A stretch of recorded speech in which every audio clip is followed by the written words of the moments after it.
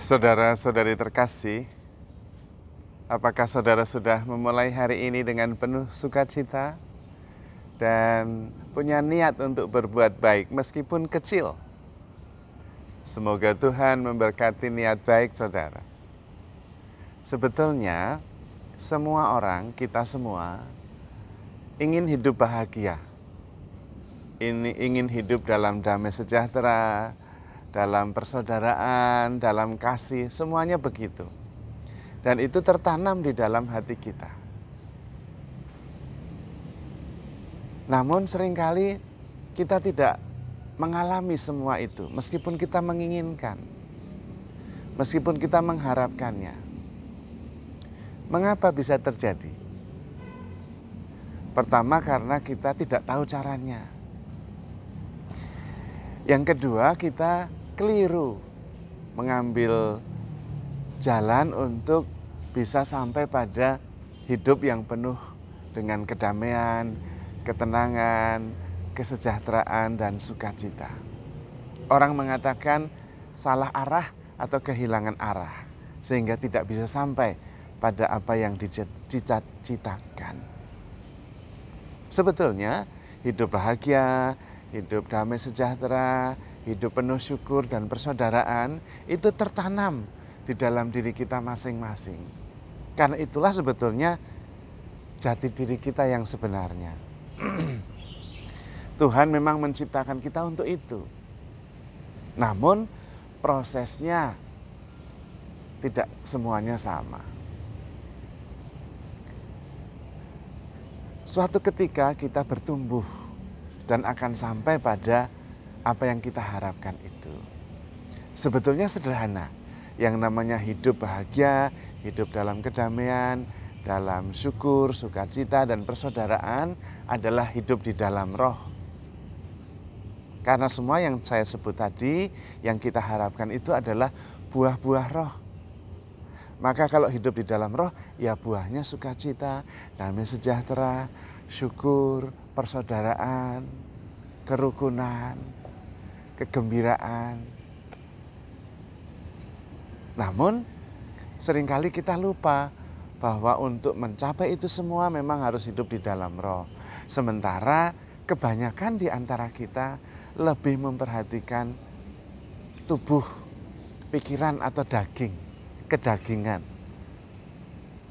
Ya tentu buahnya bukan buah-buah roh. Kalau kita hidup dalam kedagingan, dalam pikiran, menggarisbawahi tubuh, badan, yang ada ya menjadi kegelisahan, kekhawatiran, ketakutan, sakit hati. Karena itu Tuhan meminta kita hidup di dalam roh, bukan hidup di dalam daging. Supaya buah-buahnya adalah buah-buah roh. Dan sebetulnya itu yang sesuai dengan harapan kita semua. Hidup di dalam sukacita, damai sejahtera, kasih, persaudaraan yang adalah buah dari hidup dalam roh itu. Nah, bagaimana caranya supaya kita hidup di dalam roh? Ada strateginya. Salah satu langkah yang pertama adalah melihat ke dalam. Menemukan sumber sukacita, kegembiraan, dan damai sejahtera itu tidak di luar sana, di dalam objek, tetapi di dalam diri kita.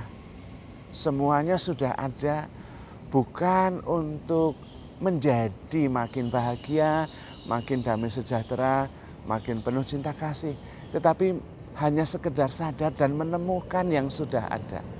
Bukan menjadi seolah-olah belum ada, tetapi sudah ada. Tinggal menyadari dan menemukannya. Dan kemudian tinggal di dalam kasih itu, tinggal di dalam damai yang memang sudah ada di dalam diri kita. Maka langkahnya adalah sebuah pertobatan. Pertobatan itu artinya metanoia, mengubah arah. Dari semula keluar, kemudian ke dalam diri. Yang bahagia itu ya saya. Maka saya yang menemukannya. Dan menemukannya itu ada di dalam, karena saya ada di dalam sini. Bukan di luar sana. menaruh kebahagiaan, menaruh harapan pada objek yang ada di luar sana, itu sudah salah arah. Dan karena itu kita tidak menemukannya. Tetapi kalau masuk ke dalam diri dan kemudian sadar betapa saya begitu dicintai oleh Tuhan, betapa segalanya sudah ada dalam diri, bahwa saya itu begitu menakjubkan, tidak seperti yang saya pikirkan. Nah, di situ.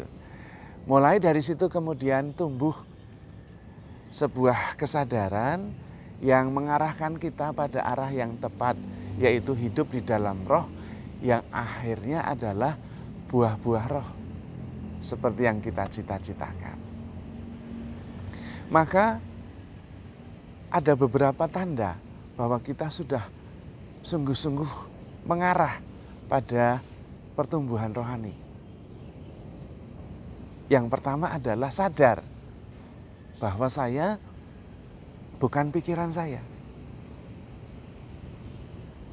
Saya bukan perasaan saya. Tetapi saya lebih besar daripada pikiran dan perasaan saya itu. Dan kemudian merasa lebih lega, dan kemudian menjadi lebih tenang, lebih rileks. Kemudian mulai sadar dan bisa mengamati bahkan pikiran-pikiran yang muncul. Dan kemudian tidak terganggu dengan pikiran-pikiran yang datang. Bahkan bisa tersenyum dan kemudian menjadi saksi semua pikiran yang muncul itu. Dan pikiran-pikiran itu kemudian tidak berdaya terhadap kesadaran saya, yang malah hanya memberi senyuman saja. Sadar bahwa pikiran-pikiran itu tidak berpengaruh apa-apa. Dia datang dan pergi dan tidak punya kuasa apa-apa. Nah, di situ adalah awal hidup rohani. Kemudian hidup ke arah yang tenang dan damai, arah yang tidak muyak, arah yang menuju kepada kedalaman. Seperti menyelam di laut. Permukaannya bisa bergelombang, itu pikiran-pikiran karena angin, karena macam-macam. Kemudian masuk ke dalam dan makin lama makin tenang. Di permukaannya bergelombang, ya wis ben rapopo, gak ngaruh. Karena di kedalaman ada kedamaian, ada ketenangan. Masuk ke dalam diri. Dan disitulah kemudian awal sebuah pertumbuhan hidup rohani. Sudah mulai ada jarak antara pikiran, perasaan, badan, dan kesadaran. Saya adalah kesadaran, bukan pikiran atau badan. Pikiran boleh muyak, tapi kesadaran bisa tetap tenang dan tetap tersenyum. Itu adalah tanda pertama bahwa kita bertumbuh dalam hidup rohani. Tanda yang kedua adalah saya yang sadar itu selalu bersama Tuhan. Dalam ketenangan, dalam kedamaian, dalam kebahagiaan. Tidak terpengaruh oleh hiruk-pikuk pikiran dan peristiwa di dunia ini. Dan karena itu makin sadar bahwa kebahagiaan saya, kedamaian saya tidak terletak di luar sana. Pada objek yang di luar kendali saya. Tetapi ada di dalam diri yang memang sudah ada sejak semula. Dan selalu ada dan selalu bersama Tuhan. Tidak tersentuh oleh pikiran-pikiran. Itu seperti bunga teratai yang tumbuh sebagai benih di dalam lumpur, di dalam tanah yang keruh, tetapi tidak terpengaruh, terus tumbuh, kemudian muncul sebagai bunga yang jernih, suci, murni, tak bernoda, meskipun tumbuh di sekitar yang kotor, berlumpur. Itulah kesadaran kita. Di antara pikiran-pikiran yang muyak, ada ketenangan dan kedamaian di dasar hati kita. Seperti gelombang di lautan yang bergemuruh, tetapi di dalamnya ada ketenangan, ada keheningan. Tidak terpisah, tetapi dijiwai oleh kedamaian. Dan itulah hidup di dalam roh. Kita hidup di dunia ini tetapi tidak berasal dari dunia ini. Karena kita selalu bersama dengan Tuhan, kita lebih besar dari dunia ini. Kita lebih besar dari pikiran-pikiran kita lebih besar dari persoalan-persoalan kita. Kita adalah saksi dari semua yang terjadi. Kita adalah kedamaian yang tanpa batas, keheningan yang sungguh-sungguh di-touch dengan apa yang terjadi di sekitar kita. Karena kita selalu bersama dengan Tuhan yang tanpa batas, yang adalah kasih, yang selalu kasih, selalu damai, selalu penuh dengan sukacita.